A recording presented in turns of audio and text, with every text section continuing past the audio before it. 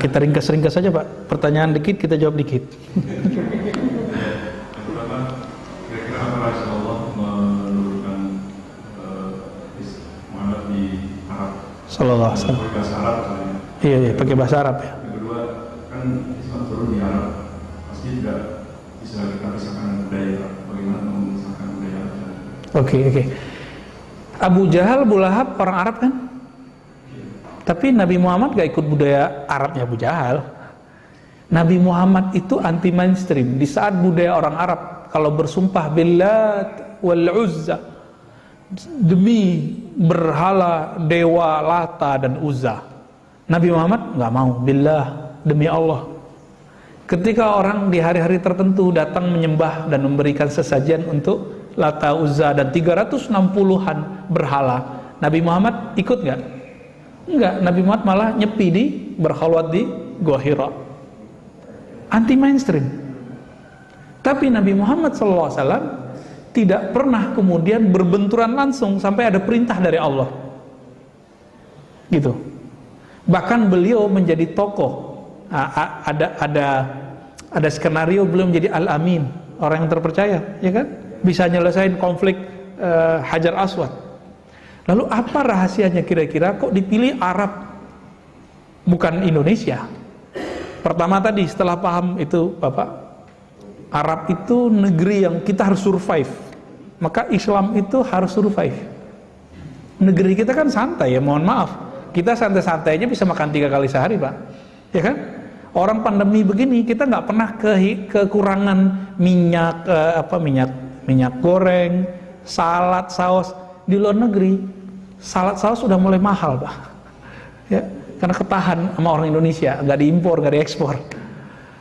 Udah banyak sekarang perubahan. Dan yang paling santai kita, negeri kita sekarang ini kekuatan menyambung sama ini, belanja rumah tangganya hampir 60%. Jadi mau resesi gimana juga kita santai-santai aja, makan nasi goreng, nasi uduk, santai aja Pak. Ini kabar gembira, biar nggak terlalu horor Pak memahami berita-berita resesi dan krisis ini. Nah, kembali ke yang tadi, kenapa Arab? Tadi itu, ya, strategis. Jadi setelah disebutkan itu survive, maka itu strategis. Karena dia strategis, udah campuran sekian bahasa, bahkan Imam Suyuti menyebutkan 11 bahasa yang sudah diserap dalam bahasa Arab. Mulai bahasa yang tua, namanya bahasa Aramaik, bahasa Nabatian, bahasa Ethiopia lama, bahasa Rum, bahasa Greek, bahasa Hind, termasuk Melayu itu disebut bahasa Hind dulu. Akhirnya bahasa Arab itu bisa dibaca, bisa dilafazkan oleh negara mana saja, bangsa mana saja. Kita, ini Bapak ini kan kebanyakan, mohon maaf ya, nggak bisa bahasa Arab kan? Tapi kok baca Qurannya fasih, itu orang Arab bingung loh Pak. Bingung, orang Arab sendiri gak sepasih Bapak mungkin baca Al-Qurannya. Mungkin ya. Gitu saya sendiri denger lah, imam-imam di sana itu ada yang hancur-hancuran juga banyak. Cuma makhorijul hurufnya mereka udah oke. Ainnya itu pas ya, kelihatan susah baca ain itu ya. Itu kira-kira. Nah, kenapa dipilih Arab, bahasa Arab? Karena bahasa Arab itu bahasa yang paling banyak mengalami perubahan-perubahan, yang perubahan itu sekarang sudah menjadi permanen. Ada yang disebut tasrif, nanti belajar tamyiz. Perubahan yang disebut tasrif, derivasi kata, itu merupakan bentuk kekayaan bahasa. Orang bisa dialog dengan bahasa, ya kan? Maka boleh disebut mukjizatnya Nabi adalah mukjizat lughah, mukjizat bahasa. Orang mana aja bisa baca Quran walaupun dia nggak bisa ngomong bahasa Arab. Nah ini salah satunya. Kenapa dipilih bahasa Arab bukan bahasa kita Pak? Ya. Arab itu kalau ketemu mereka bahasanya sudah sama. Ini bahasa Arab dulu di zaman itu mirip kayak bahasa Melayu di kita, bahasa pemersatu. Dan kita beruntung bahasa Arab itu dulu pernah menjadi seperti bahasa Inggris sekarang. Bahasa Inggris itu bahasa internasional. Sekarang kan di PBB masih ya.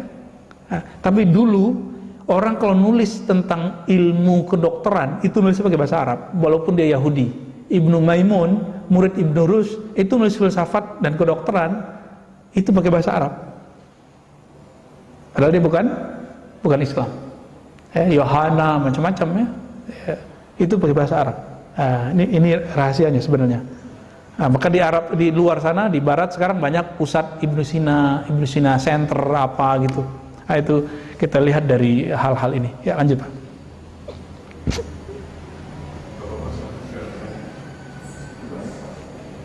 Masih banyak? Satu lagi, apabila ada keturunan secara materi ini Rasulullah, apa masih boleh disebut sahih?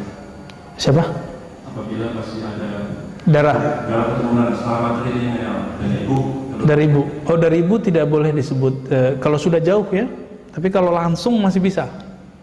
Misalnya ibunya Syarifah, keturunan Rasulullah. Tapi bapaknya ya, bukan orang keturunan Rasulullah. Ini ulama sedikit berbeda pendapat, tapi di Yaman ada yang membolehkannya. Tapi masih jalur pendek. Tapi kalau sudah keturunannya lagi udah enggak. Ya, keturunannya lagi enggak. Gelar Habib Sayyid ini Bapak Ibu, ini mirip kayak hadis. Tinggal dicek nasabnya benar atau enggak. Kalau benar disebut Habib Sahih. Sama hadisnya kalau dicek ini transmisinya rawinya benar enggak. Kalau benar disebut hadis sahih. Kalau enggak begitu juga. Maka di Indonesia ada Habib yang benar, yang sahih, ada Habib yang hasan ya, yang kuat-kuat tapi masih kalah pamor, kalah nasab dengan yang satu lagi, dan ada yang Habib doif dan palsu. Itu banyak. Nah, cuma modal hidung mancung sama jenggot terus pakai gamis sama serban udah jadi Habib, enak amat ya. Hati-hati, man kadzaba alayya muta'ammidan falyatabawwa maq'adahu minan nar. Kalau enggak yakin amat keturunan Rasulullah, jangan ngaku keturunan Rasulullah. Jadi hamba biasa aja. Jadi orang biasa dan bebannya lebih dikit. Keturunan Nabi, keluarga Nabi, dosanya itu dibesarkan melebihi orang biasa. Sebagaimana pahalanya dibesarkan melebihi orang biasa. Saya ada? Apakah Arab dipilih oleh Allah karena salah satunya sebagai bangsa pengembara? Itu salah satu hikmah yang diambil oleh beberapa sejarawan ya, mereka nomaden dulu. Tapi ketika sudah ada Ka'bah, udah enggak. Mereka sudah enggak nomaden lagi. Ini penting. Sejarah nomadennya Arab itu berhenti ketika Zam-Zam sudah ditemukan oleh mereka. Jadi Zam-Zam itu artinya kan kumpul. Zam-Zam itu simbol dari berakhirnya peradaban tua, peradaban pindah-pindah. Ini luar biasa dari Zam-Zam itu. Cukup Pak? Alhamdulillahirabbil alamin. Lebih kurang itu Bapak Ibu yang melakukan Allah, refleksi pra kerasulan sehingga kita faham, oh luar biasa memang nabiku ya.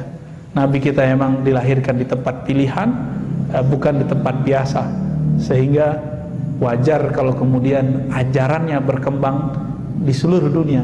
Meskipun kita bukan cuma 2 miliar Pak ya, cuma 2 miliar, tapi agama yang lain walaupun mereka bermiliar-miliar, mereka itu satu aliran kayak satu agama. Contohnya Katolik, Kristen, itu kan banyak aliran-alirannya. Satu aliran dan satu agama, udah beda dengan aliran sebelahnya. Oleh karena itu secara populasi majmuk tetap saja Muslim adalah terbesar di dunia. Semoga kita termasuk yang terbesar itu. Amin ya rabbal alamin. Kita tutup dengan doa pendek. Astaghfirullahaladzim. Allahumma ya Allah, ampunkan dosa kami, ampunkan pikiran kami, ampunkan kejahilan kami. Allahumma ja'alna mimman shalla ala nabiyyina Muhammad sallallahu alaihi wasallam. Ya Allah, jadikan kami orang yang banyak berselawat kepada nabi kami. Allahumma ja'alna mimman arafan nabiyya sallallahu alaihi wasallam. Ya Allah, jadikan kami orang yang betul-betul mengenal Nabi Muhammad sallallahu alaihi wasallam. Jangan jadikan kami seperti Abu Jahal, Abu Lahab yang melihat Muhammad bin Abdullah tapi tidak melihat Muhammad Rasulullah. Allahumma ya muqallibal qulub, tsabbit qulubana ala dinika wa ta'atik. Ya Allah, jika Engkau telah masukkan iman ke dalam hati kami, tolong tetapkan semua itu, hidupkan kami dalam ketaatan dan wafatkan kami dalam husnul khatimah. Rabbana atina fid dunya hasanah wa fil akhirati hasanah wa qina adzabannar. Sallallahu alaihi nabi Muhammad walhamdulillahirabbil alamin. Assalamualaikum warahmatullahi wabarakatuh.